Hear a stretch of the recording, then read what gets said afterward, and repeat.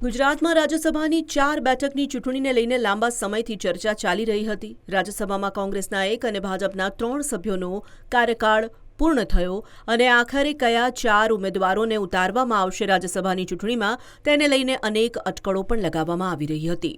અનેક અટકળોની વચ્ચે આજે ગુજરાત ભાજપ દ્વારા 4 ઉમેદવારોના નામની જાહેરાત કરી દેવામાં આવી છે, પરંતુ એ 4 ઉમેદવારોના નામ જણાવીએ તે પહેલા અમે આપને એ જણાવવા માંગીશું કે જે અટકળો લગાવવામાં આવી હતી તેમાં અનેક મોટા માથાઓના નામ ચાલી રહ્યા હતા। નરેશ પટેલ હોય કે અંજલિ રૂપાણી, આ મોટા માથાઓને ભાજપ રાજ્યસભામાં મોકલી શકે છે, પરંતુ આ તમામ અટકળો પર અંત લાગ્યો છે અને રાજ્યસભાના ઉમેદવાર આખરે જાહેર કરી દેવામાં આવ્યા છે। ગુજરાત ભાજપ તરફથી જે જાહેરાત કરવામાં આવી છે તેમાં 4 નામ સામે આવી રહ્યા છે। રાજુ શુક્લ, મુકેશ રાઠવા, માનસી પરમાર અને જીતેન્દ્ર કજારિયાનું નામ જાહેર કરવામાં આવ્યું છે।